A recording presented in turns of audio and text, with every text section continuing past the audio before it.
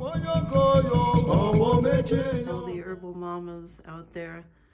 This is Bella Cloud and Hannah Shank from Mountain Spirit Herbs.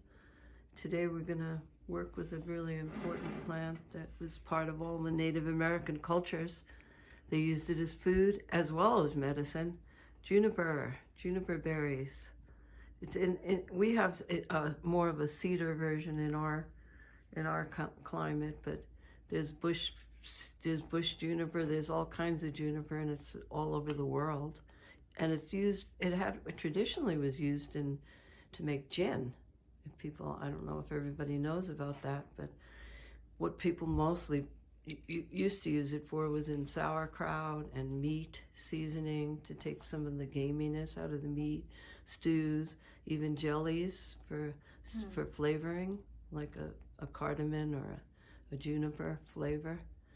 And the essential oils are really powerful oils to stimulate the bronchioles and the immune system. And Hannah's taking the berries off and putting them in a honey syrup. We're going to use them for a sinus and allergy medicine, because it's helpful not only for the immune system and the bronchioles, but it's also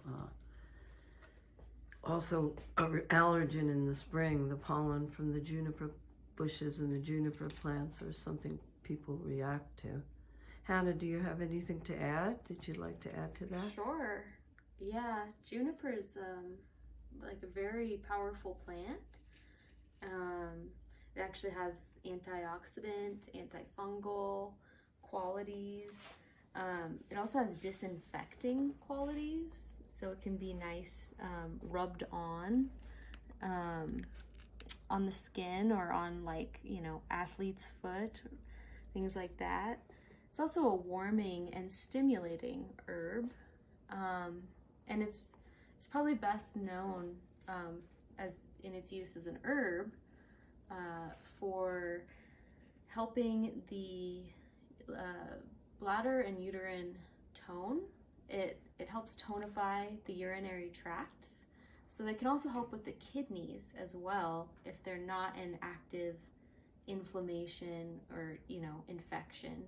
It can help really disinfect those waterways in our body. So for people that have chronic UTIs, in between active UTI activity, you can be taking juniper tea or extract to help kind of disinfect the urinary tracts. So that can help with kidney, bladder, and uterine tonifying. You also need to be careful if you're pregnant, because it can cause the uterus to contract. So that can be a good thing or a bad thing, potentially.